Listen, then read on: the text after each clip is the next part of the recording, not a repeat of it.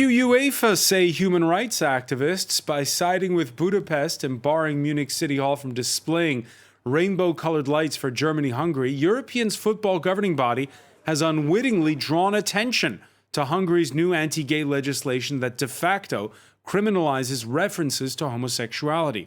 We'll be asking about the backlash and the support of Viktor Orban's government for UEFA's position that sports shouldn't mix with politics and religion.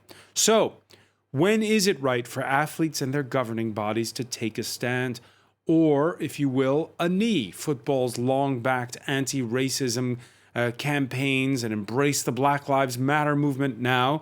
True solidarity with a cause or shrewd business move? Because yes, Euro 2020 is big business, and branding a product or event as open and inclusive is good for that business, particularly when it's a global brand that wants to attract fans from near and far. Today in the France 24 debate, we're asking, can you keep politics out of sports? Joining us from Budapest, Zsolt Kerner, journalist at 24.hu. Thank you for being with us. Thank you for having me. Igor Mladenovic, commentator for The Guardian, co-founder of the fan engagement platform Fanion, both, which means banner, right, exactly. In French. Okay, thank Good you for evening. being with us. From Paris as well, Carole Gomez, senior research fellow in sports and geopolitics at the IRIS think tank, the author of Rugby Takes on the World. Welcome to the show. Thank you. Thank you for inviting me. And it's a pleasure to welcome back from Brussels, Dominika Kozic, correspondent for Polish public broadcaster TVP. How are you? Thank you very much for invitation. Hello. The France 24 debate, where you can join the conversation on Facebook and Twitter, hashtag F24debate. The Olympic Tower in rainbow colors, the wind turbine across from the Allianz Arena in rainbow colors, Munich City Hall in rainbow colors. But it's not just in the Bavarian capital. Across Germany, authorities have made a statement after that refusal by UEFA. The mayor of Munich also turning his sights against the German Football Association, which decided to bow to the continental body in this instance. The German Football Association made what I feel is a laughable counter-proposal, namely to illuminate the Allianz Arena on another day. I don't know what the point of this proposal is supposed to be. We've already come up with the idea by ourselves of illuminating the arena on Christmas Street Day. Igor Mladenovic, the boss of UEFA, has countered, saying that statements like this one are populist, that of course UEFA is not homophobic, but simply you can't target a nation or a member state in this instance. Yes, this European Championships has the specificity of having several countries hosting games. And so it was a perfect occasion to also try and show some unity between all those host cities and countries. Nevertheless, the fact that members of the German government, among other European countries, are against the new LGBT law which has passed in Hungary does not mean, according to UEFA, that there should be that kind of display for this match, because purely it would maybe represent a provocation, according to them, for the Hungarian team. Did you see this coming? Well, it's very difficult, right? UEFA are stuck between a rock and a hard place. On the one hand, they want to be very open, tolerant, inclusive, and they want any country to be able to host an important event. So Hungary has been able to host European Championships in part thanks to Germany being next to them, right? Hungary on their own would not have been able to host European Championships. So for UEFA, it's difficult to strike a balance and keep everyone happy. And of course, this is probably not so surprising because in the past they have already been on the fence on different issues like this. Carole Gomez, let me read to you what Germany's health minister has said in the past hours. UEFA receives money from authoritarian states and so gives them influence. This, in a way, is also politics. So how does the allegedly neutral organization not clash with its own principles? Your thoughts? As it was said before, it's something like a very difficult position today for UEFA. We have they have to make a choice between the message that they try to give since several years now, to be more tolerant, more inclusive, to express some thoughts and to try to make things change. But at the same time, they have this absolutely chaotic communication today, with the press release, with the picture, the profile picture on the of the social network, and at the end of the afternoon, the official press release of Alexander Seferin. It's extremely difficult. Let's take a look at that. And just to Let's take a look at that press release, because we're seeing a lot of rainbow colors on UEFA's website suddenly. Standing by its decision, there were, as you say, tweets and a press statement where it denies its decision was political. I'll read from it. It says, quote, on the contrary, the request itself was political, linked to the Hungarian football team's presence in the stadium for this evening's match with Germany, Carol. But actually, it's quite interesting to see how, in the same sentence, you have something. The UEFA claims that we have to be neutral. Sport is 100% no political. But at the same time, the next sentence say exactly the opposite. So it's really difficult for UEFA to stay on these two steps, and the opposition with them. In my opinion, I think that they didn't expect such difficulties, such issues with this one.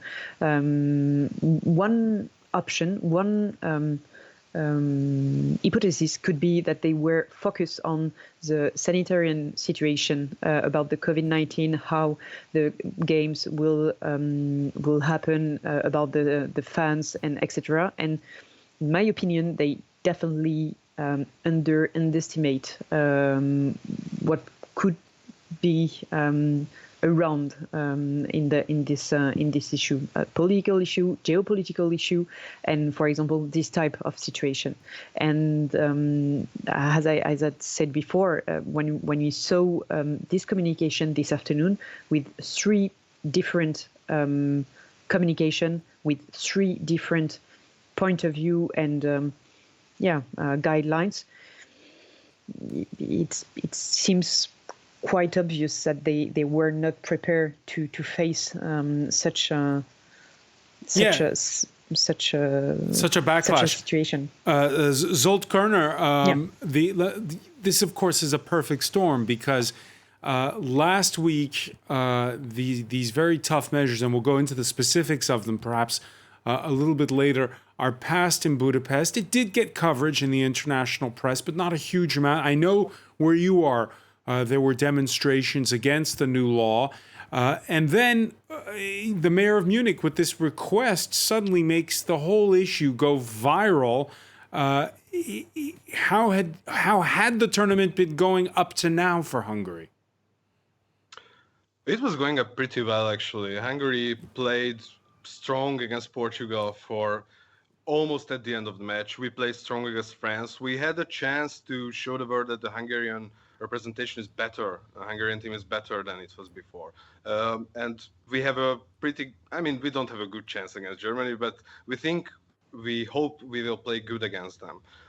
Certainly, it was, I think, a not miscommunication. I think neither Orban nor UEFA thought that this issue would be this big, and that UEFA's decision would just put oil on the fire. No, the issue they thought would be big is the one that Carol was mentioning, which is the fact that the Puskás Arena is the only one of all the different venues for this Euro 2020 where the stadium is full. I heard French fans who were delighted. Hey, nobody wears a mask here. They're saying. Yes, you have to understand Viktor Orban is a gambler. He's a high-risk politician. If he sees reward in opening up the whole stadium, he will do that. he took a gamble with it, and we'll see how it goes. But he expects some popularity from this decision. He expects some popularity, and again, the stadium is full. Seating for France-Portugal, which is taking place in Budapest, seating capacity is, of course, the decision of local authorities. Fans for France-Portugal are delighted, but leaders elsewhere are not. Nor are they happy that the UK is increasing the attendance for the final at Wembley Stadium. This despite the rapid spread of the Delta variant there. I don't think it's a good thing that stadiums are full there, and I support any initiative by the UK government to enforce sanitary measures. It's a variant zone, which means that travel is very limited. So Dominika Kozic, Merkel there directing her focus at the British, the fact that they're still hosting a semi-final and the final, and they're letting in more fans. But it's the same problem in Hungary and elsewhere. Letting in all these fans, how big a risk is it? It is quite a big risk, but let me start with something different, because I'm a little bit excited. Maybe I will be not concentrate enough, because right now Poland is playing with Sweden, and unfortunately for a moment we are losing. So cross fingers for Poland. It is first what I wanted to say. And second question, of course there is still a risk, and we should consider total situation in whole Europe, and then it should be decided in which place should be this final match take on.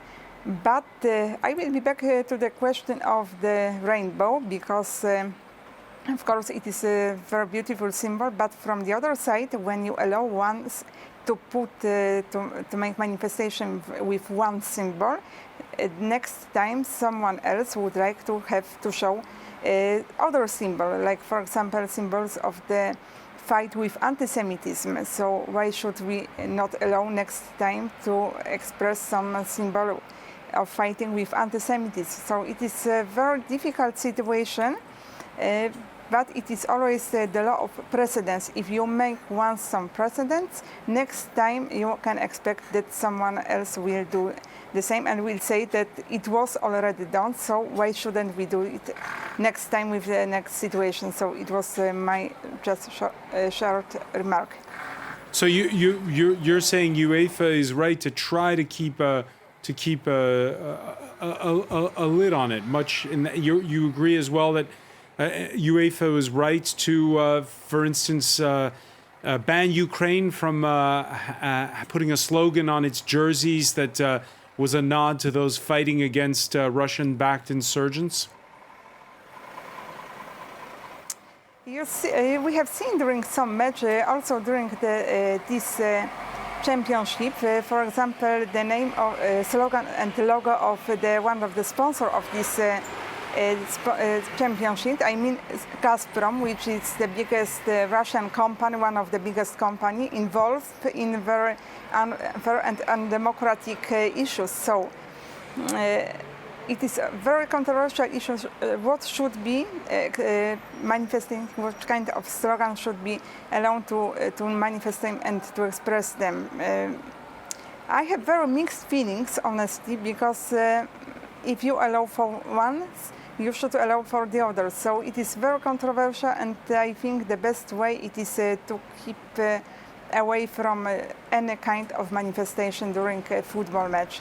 But by the way, I should tell you, Dominika, Lewandowski's hit one back for the Poles, so you're only trailing by 2-1. Igor Mladenovic, let me ask you, what should they have done? Should they have let them light up the stadium? Well, I think historically, this game is very important.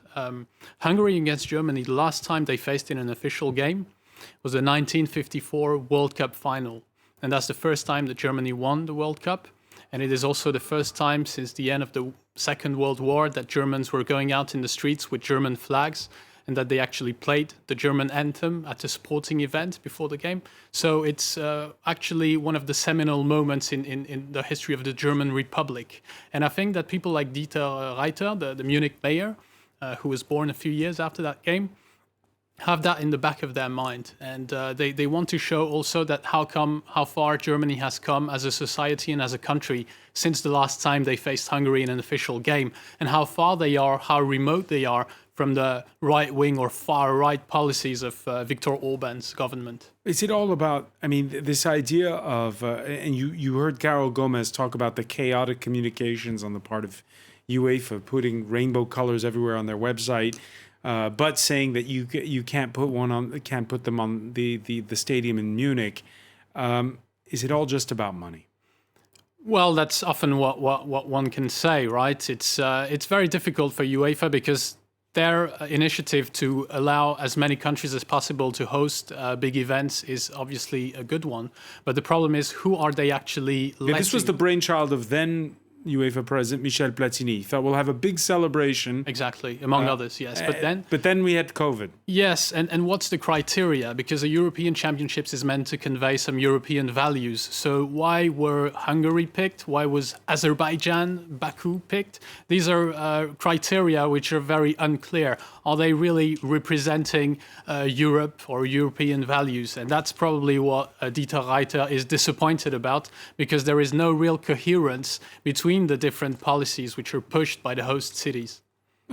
Carol Gomez, is this perhaps, in a way, a reckoning? We expected a big reckoning over the fact that the world governing body, FIFA, picked Qatar to host the World Cup, clearly for monetary reasons, and by the way, with the backing of UEFA. And is this going to be a reckoning in terms of how we deal, how sports deals with politics, particularly, coming out of a year when we've seen so many leagues where, they've taken a knee for the Black Lives Matter movement before matches in countries where you've seen some, expressions of solidarity. Are these expressions of solidarity marketing gimmicks, or are they real? Just if you allow me to just go back to what we just said before, to be honest, it's one more time a difference between what is the European Union or, for example, the European continent and what is UEFA. The fact that some games are organized in Baku, in St. Petersburg, but also in other in the UK. Seems to demonstrate that this competition is not directly linked with the European Union, for example. So it's always difficult to, it's way more difficult than just European values and understanding these values linked to the European Union. But you're right. But people didn't understand, for instance, when they didn't understand when the UEFA Champions League final was staged in Azerbaijan. Yeah, actually, but it was and you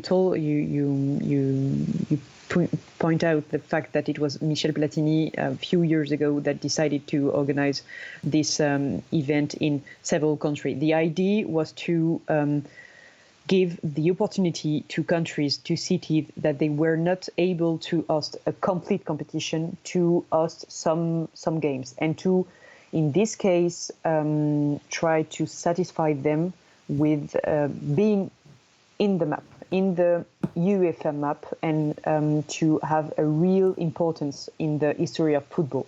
So it was, in a very theoretical point of view, it was quite an excellent idea. The image, but also the message given was quite interesting. The problem is the practical side of it.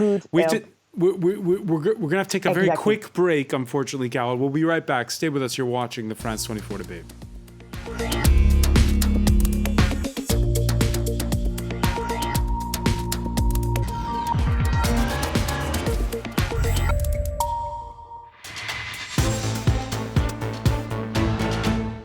Welcome back, or welcome if you're just joining us. It's the France 24 debate. The outrage over UEFA's decision to forbid local authorities in Munich from lighting up in rainbow colors the Allianz Arena for Germany versus Hungary is what we're talking about. With from Budapest, Zsolt Kerner, a journalist at 24.hu.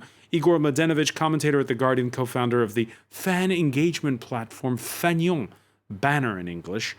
From Paris, Carole Gomez, senior research fellow at the IRIS think tank, the author of Rugby Takes on the World. And from Brussels, Dominika Kozic, correspondent for Polish public broadcaster TVP. Hungary hailing UEFA's decision, blasting in the same breath the EU's condemnation of its bill to ban references to homosexuality. The government spokesperson tweeting what Prime Minister Orban says a little while ago. In Hungary, everyone can live freely, but the education of children is the sole right of parents. Prime Minister Orban called upon German politicians to accept the UEFA decision to not paint the Allianz Arena in rainbow colors during the match. Now, what this story has done is draw more and more attention to that and those new measures that have been put forth, and there's more and more condemnation from fellow EU states. Claire Rush has that story.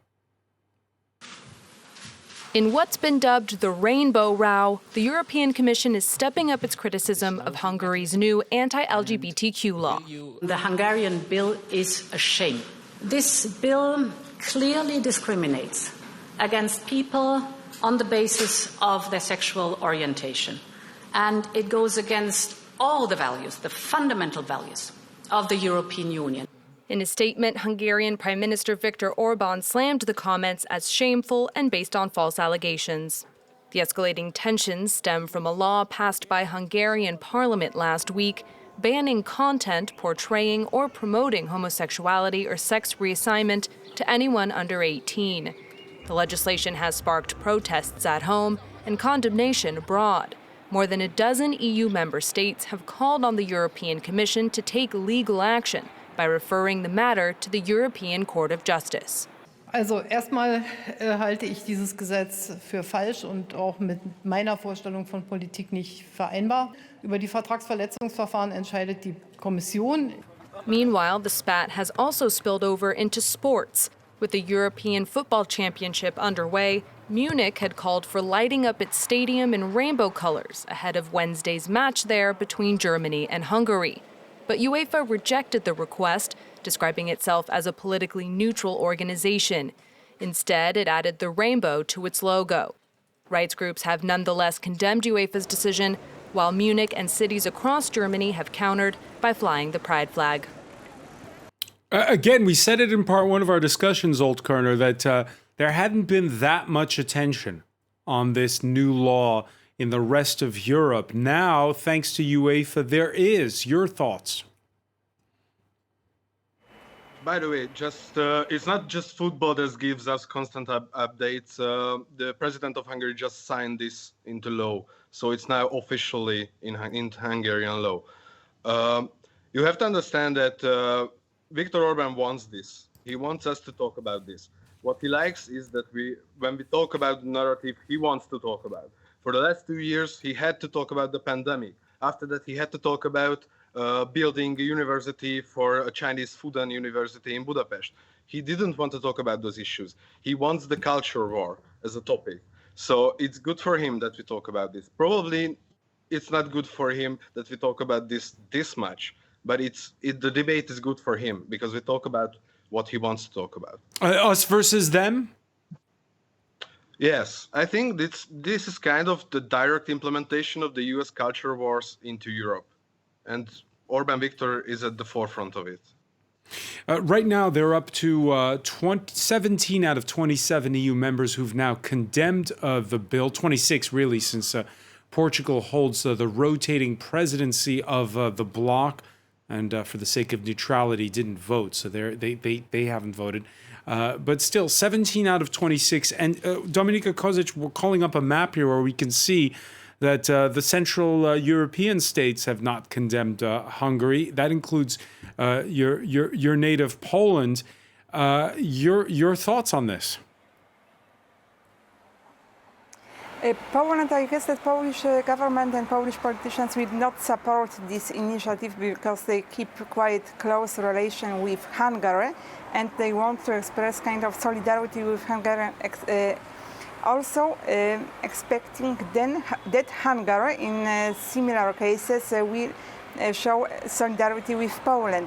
But as I know, maybe you will correct me if I am wrong, the same law has been introduced by Lithuanian government 10 years ago, and it is still existing, and no one said that Lithuania is against the rule of law and against European values. So that if I'm not wrong, we have the example of double standards. So I know that Hungary are now this enfant terrible in the European Union because there is Article 7 against Hungary and Poland as well.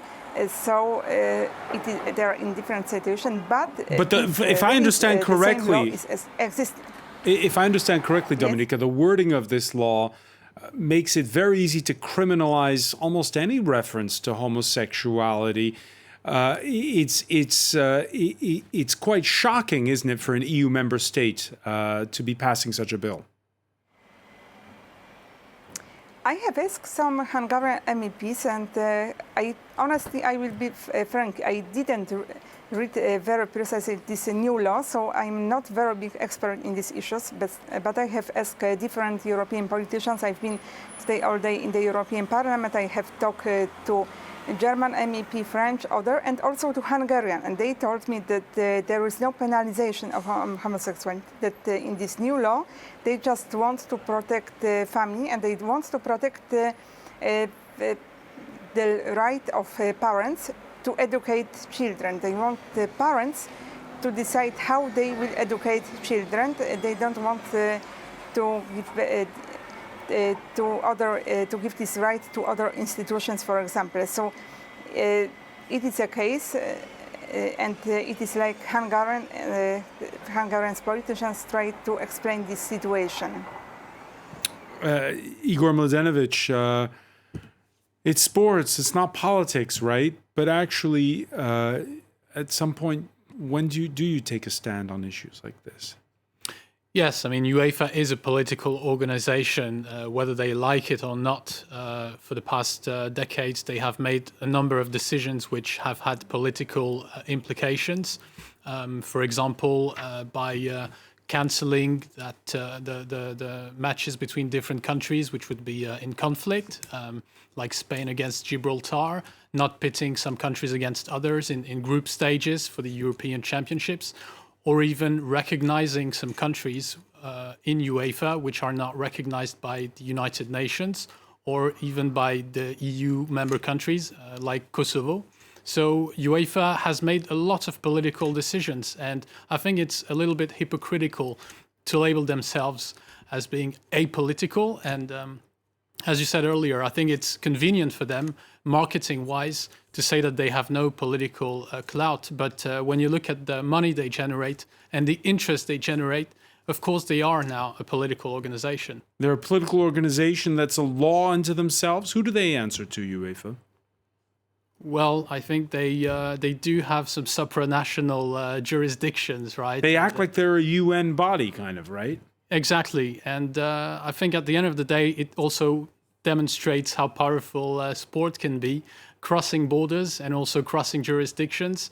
That's also part of the problem. There's no real accountable body for UEFA to answer to. I guess the most obvious would be TAS, Tribunal Arbitral du Sport in Switzerland.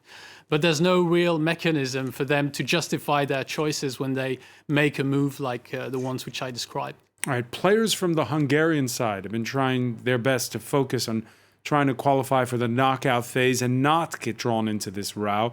No such qualms for instance, Germany and Bayern midfielder Leon Goretzka. As for the football world, you can see that we want to face racism and homophobia with diversity. I'm happy about that, and I'm glad about every signal that is made to that effect.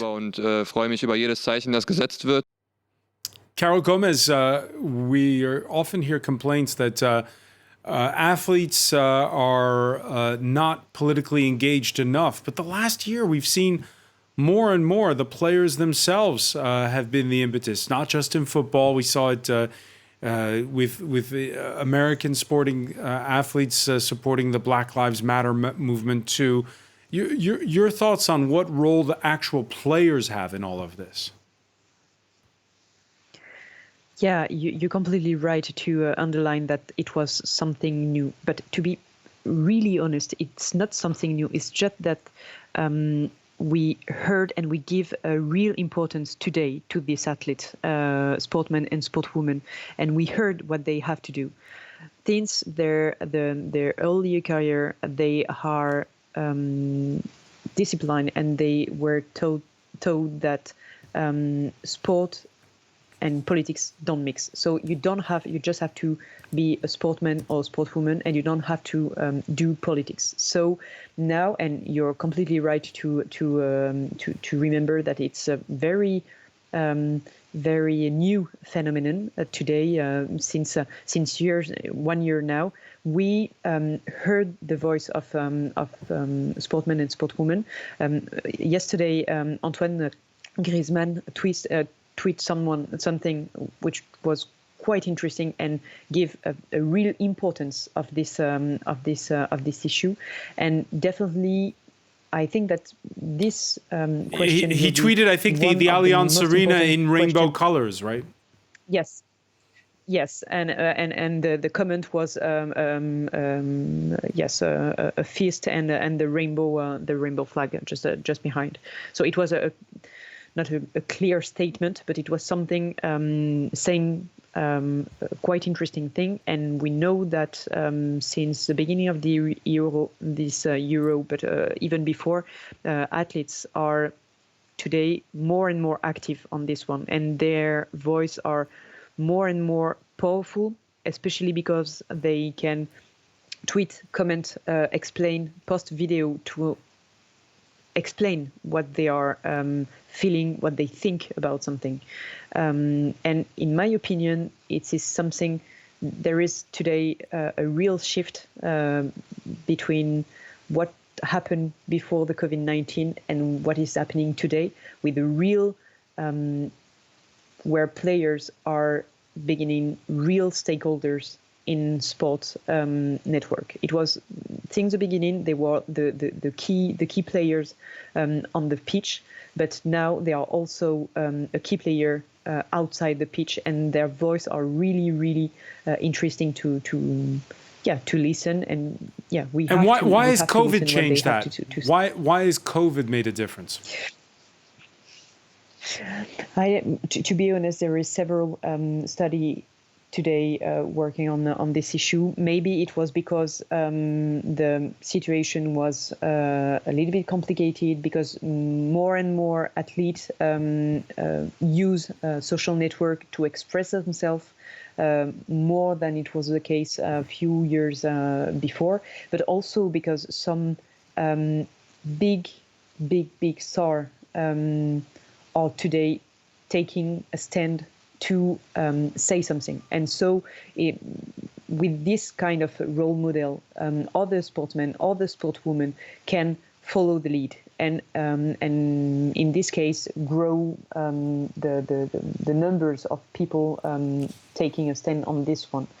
When, for example, Colin Kaepernick was a little bit alone at the beginning when he took a knee. The former NFL quarterback. In September. Yes, it was at the beginning. There is one guy from his team who do that, but it was most of the time alone. Today, when you have a full team, a very strong message from the federation, you know that you have someone with you in order to give you advice and to be stronger together. Yeah, as we saw this week, first time ever an active NFL player coming out as gay. Zsolt Kerner, listening there to Carol Gomez, you got to feel for the Hungarian national side, because there must be so much pressure on those players from both sides, either to not speak or to speak out. and some of them have spoken out before. Our goalkeeper, Peter Gulacsi, have spoken out before, and he came under very hard attack from the pro-government side when he spoke out for gay families. Willy Orban, as I remember, also spoke out about this issue pretty loudly. So they are speaking out about it. But I think that the worst thing for them is that this debate has taken over one of the best days of Hungarian football in the last few decades. I think Viktor Orban, for short-time political gain, has took them one of their best days in Hungarian football ever. Yeah, because if they upset Germany, apologies if you're watching the rebroadcast, but if they upset Germany, then they're headed for their best performance since the great team of the 1950s. Yes, exactly. So it is quite a big day, and they were good against France, and they were good against Portugal for a while. So they are doing better than everyone expected from them. So it should be a big day for them. And I think this debate has taken a lot from them. All right, pop quiz, Dominika Kozic. Who's just scored the equalizer for Poland? Could you repeat? I said there's a pop quiz for you. Who has just scored the equalizer for Poland? Yes. It's Lewandowski. Lewandowski. It is still going on. Yeah. So yes. Hope he's the best. He's the best football player in the world. So we have very high expectation that maybe thanks of him, the best player in the world. This Polish team will. Yes. The best player in the world in all objectivity. Dominika, let me ask you your thoughts on what the role of football players is.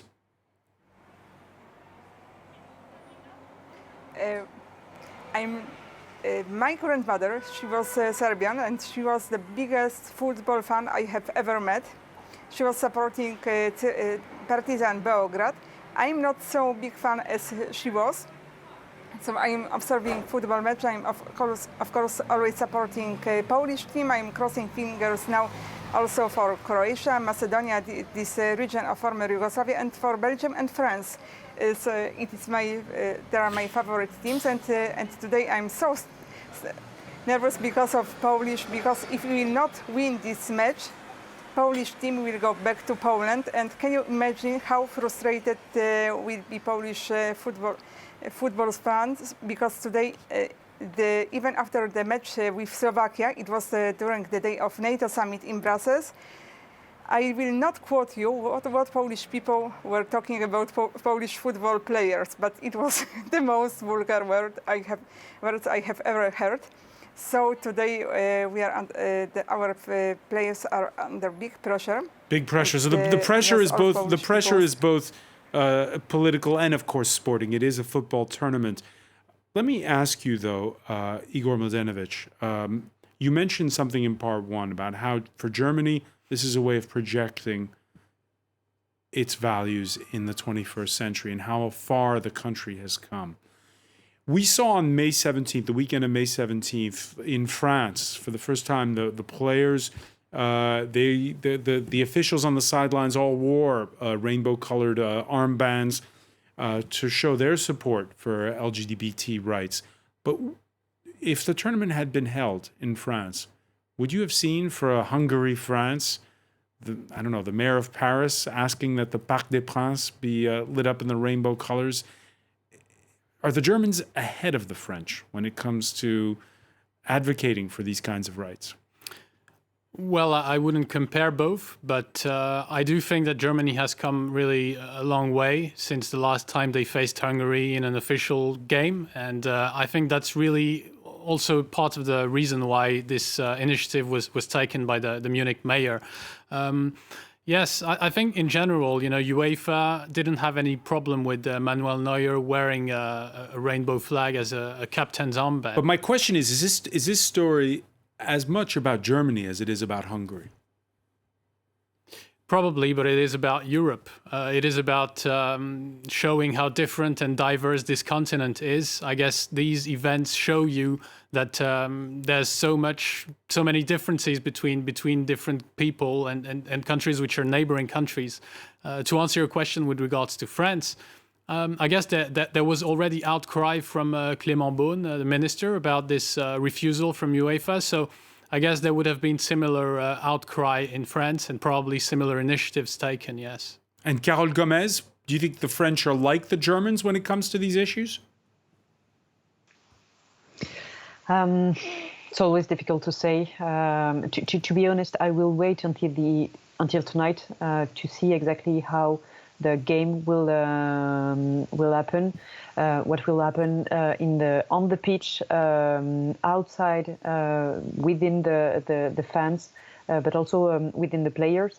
So I think I can definitely answer this question tomorrow, but not today.